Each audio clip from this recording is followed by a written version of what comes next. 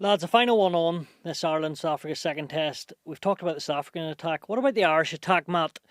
They scored a couple of tries late on, and that first try was brilliant, obviously. Do you expect more from them in attack? Maybe it hasn't quite functioned. I know it's only been this one match we're basing it on, but even in the Six Nations, do you feel that area of the game has dropped off a little or not quite? Is that Jack still finding his feet, and as you say, talking about the depth, or in general? And how would Gary Ringrose, if he comes back in there, help to shore that up or make them look a wee bit sharper? Yeah, it's a great question, Stu, isn't it? I think it's very interesting in the game. I believe that Ireland had a little bit of a theory about attacking the short side against South Africa. And that is something that has been around for many years against South African teams in their rushing defence. They tend to put their scrum half on the short side, and they are very compact and can leave holes, especially if they put their blindside winger back to cover in their backfield, as they often do. And I felt Ireland were trying to manipulate that, but couldn't quite get it working. I agree with you about Jack. Now let's roll back a bit. When you got Sexton there, he's the master of that attack. The attack that we see Ireland and Leinster play was basically designed around Sexton's abilities, and Jack is fitting into that. And I think certainly during the Six Nations, he did a very, very good job. Generally speaking, not perfect, but nor should we expect it to be perfect. We've got to keep our expectations real with Jack where he is in his development. But when you come up against South Africa, as we said earlier on, they just take away so much more time and space. You have less time for your decisions, and you've got to be far more accurate and fast in your passing. And I just think that little bit of a lack of accuracy, Jack's left to right maybe at times not as snappy as his right to left. And I also think if you've got someone like Ringrose there who's calling the shots out the back, a Mac Hansen also out the back really helps because he plays like an extra out half.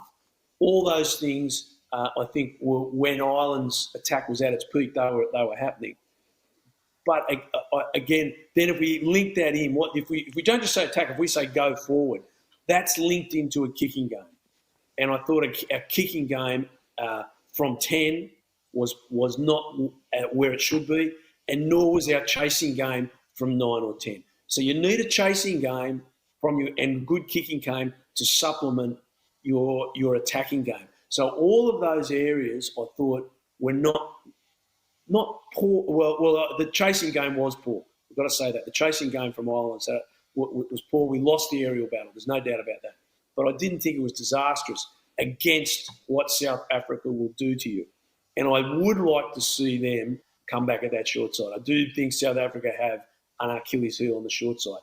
But you are not going to get down anywhere with South Africa if you're too flat and not moving onto the ball. You have to have your depth right because they are denying you that extra metre. You've got to buy that extra metre to get the second pass in with your depth. You can't accept the ball standing still. You've got to be moving. So your depth and your movement are really important, and they weren't where they have to be. That sounds so simple. And it's the simple things done that can. South Africa put those simple things under massive pressure. That's what they do when they don't have the ball. That's why they're great at defending, because they put your skills under pressure and deny you time and space. There is adjustments to be made, and Ireland can make. Look, all the things we just said here, and I actually thought Ireland played. And I know Quinny doesn't agree with me. I thought they didn't play well compared to what they've done in the past. Not take anything away from their courage. Their courage is just unquestionable. I really admire them. In their deep fatigue, which they are really courageous. They still could have won that game. They still could have won. I actually haven't seen any more replays from any more angles if Caelan Doris did score that try. I thought he did.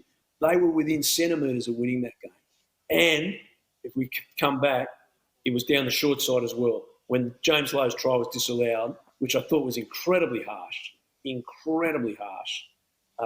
because they said Kelleher pushed the ball back with his knee. Like his knee definitely hit the ball. That was an accident because he was getting a neck roll from LaRue. So I thought all of that was wrong, but they almost won it. That is where the positives are for Ireland. If they can get a few other things right and overcome their obvious fatigue for another 80 minutes, they got a shot at it. I don't think they can, but this team just keeps proving you wrong. Alan, do Ireland have a performance in them on Saturday like they did in the World Cup where they beat South Africa? Or are they too tired? Is it too long a season? No, I don't think so. I think, look, it has been a long season mentally, from a mental point of view. But if you go through the number of games that these players have played, they're not in the mid-30s or anything like that. They're probably in the early 20s, a lot of them. I don't have the exact numbers for every individual player, but mentally it's been a long season. I think the disappointments have more of an effect. So the World Cup would have been huge disappointment. Leinster losing last year to that final against La Rochelle at home. I think losing to lose this year, all that stuff does have an effect on the sports person. We know I'm not having to go at Leinster here. The vast majority of these players are Leinster players. The Munster players would be incredibly disappointed losing to Glasgow. To Glasgow as well in the semi-final of the URC. There was a potential final at home there from and we thought they had a great chance of going to win it. And Leinster again going to the Bulls. So there's been a number of disappointments. I think they have more of an effect on your of course they can drive you on to really be determined to get something and finish off on a high, but mentally they can be fatiguing. So look, I think Ireland will be able to regroup. I said it before last week. I still think we have a core group of a very good Irish team. There's a lot of top class, brilliant players there. Do we need more players? Will the transition happen after this tour? I think the transition will start with some, and that Andy Farrell will start giving more players opportunities, particularly come November, with a view to 2027. No front row forwards as well, NIQ signed elsewhere on. A very different topic of conversation, but David Humphreys called out that this morning. But I don't want to go to there. Let's see how that plays out. Let's see how that plays out. Non-Irish qualified props not being signed by Irish provinces anymore. It's a big call, we need want more depth from home, obviously. There you go. Yeah, easier said than done, I suppose. Yeah. Easier said than done. Where are they coming from? And hopefully they are coming through. And we do need to have more scrum clinics and more scrum development. And look, I know that stuff is going on all over the country. It's going on in every country trying to bring players through. It's part of this the pathways to try and get more players. But historically, we haven't never produced a history and a raft of front row forwards on a consistent basis. And that's the point of South Africa. They can, if they get a couple of injuries in the front row, they can move around to even Currie Cup teams and get big, monstrous scrummaging forwards. They mightn't be have the same effectiveness around the field, but you're guaranteed to get strong scrummaging ability.